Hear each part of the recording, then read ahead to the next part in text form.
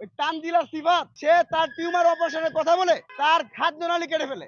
তিতির পরিবারকে হুমকি দিয়ে আসছে ডাক্তারদের চিকিৎসা দেওয়ার পারমিশন নাই, এই হসপিটালের লাইসেন্স নাই। এর আগে আপনারা কি করছেন? স্বাস্থ্য অধিদপ্তর কি করছে? স্বাস্থ্য মন্ত্রণালয় কি করছে? আর কত মায়ের বুক খালি হলে নিরাপদ স্বাস্থ্য সেবা হবে? তানজিলা সিফাতকে অনতিবিলম্বে গ্রেপ্তার করতে হবে। একাদশ শ্রেণীর শিক্ষার্থী তিথির পেটে সমস্যা হয়েছিল, পেটে ব্যথা হয়েছে। ডাক্তার বলল ছোট্ট একটা অপারেশন হবে, ছোট্ট একটা টিউমার হতে পারে। বাবা মা রাজি ছিল না, আতঙ্কিত হয়েছে। আসলে আমার মেয়ের কি হয়েছে? ডাক্তার তাকে কনভিন্স করেছে যে আপনার মেয়ের তেমন কিছু হয় নাই, ছোট্ট একটা অপারেশন হবে, কালকের পরেই আপনারা কথা বলতে পারবেন। কিন্তু এই যে তিথি সেখানে গেল, সুস্থ স্বাভাবিক একটা মেয়ে, একাদশ শ্রেণীর একজন শিক্ষার্থী, কিন্তু সেখানে গিয়ে কি দেখলাম? ছোট্ট একটা টিউমারের কথা বলে গিয়ে তানজিলা সিফাত ইউনিভার্সাল মেডিকেল কলেজের হাসপাতালের চিকিৎসক, সে তার টিউমার অপারেশনের কথা বলে তার খাদ্যনালী কেটে ফেলে। তিথির অবস্থা খুবই খারাপ হয়ে যায়, তার পেট থেকে পিত্তরস বের হচ্ছে, রক্ত বের হচ্ছে। তখন তার বাবা মা আতঙ্কিত হয়ে যায়, তখন সেই ডাক্তারকে হসপিটালে পাওয়া যায় নাই, তার টিউমারের অপারেশন করতে গিয়ে তার খাদ্যনালী কেটে ফেলেছে। পরবর্তীতে আমরা তিথিকে দেখতে পেয়েছি ল্যাবেড হসপিটালে নিয়ে যাওয়া হয়। পরে ল্যাবেড হসপিটাল ডাক্তার বলেন যে তিথির যে পাকস্থলী আছে, পাকস্থলীর নিচে একটা অংশ, ডিউডেনাম নামে একটা অংশ, সেই অংশ কেটে ফেলেছে, যার কারণে তিথিকে আর কোনোভাবেই বাঁচানো সম্ভব না। আমরা দেখতে পেয়েছি এর পরপরই তিথি এই দুনিয়ার মায়া ছেড়ে পরকালে চলে গেছে।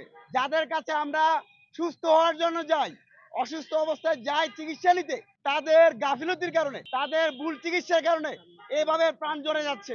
এরপরও আমরা দেখতে পারি নাই সেই ডাক্তারদের মতো, যারা আমরা মনে করি একটা মহান পেশা, সেই যে চিকিৎসক, তার যে ব্যবহার, সে কন্টিনিউয়াসলি তিথির পরিবারকে হুমকি দিয়ে আসছে যে আপনারা আমাকে কিছু করতে পারবেন না, আপনারা কি করতে পারবেন?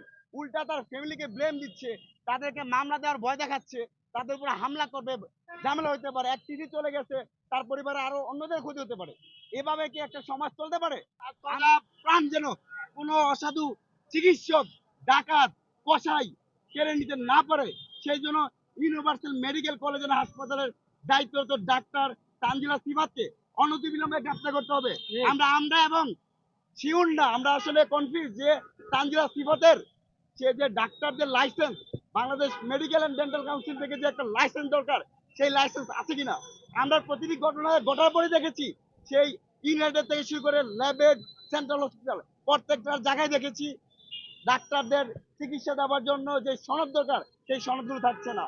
একই সাথে আমরা প্রশ্ন করতে চাই, আমরা যখন দাঁড়াই প্রতিবাদ করি, তখনই কেন শুনতে হয় এই ডাক্তারদের চিকিৎসা দেওয়ার পারমিশন নাই, এই হসপিটালের লাইসেন্স নাই? এর আগে আপনারা কি করছেন? স্বাস্থ্য অধিদপ্তর কি করছে? স্বাস্থ্য মন্ত্রণালয় কি করছে? আপনারা কি চান এইভাবে চিকিৎসা নামে ডাকাতি হোক, মায়েদের বুক খালি হোক?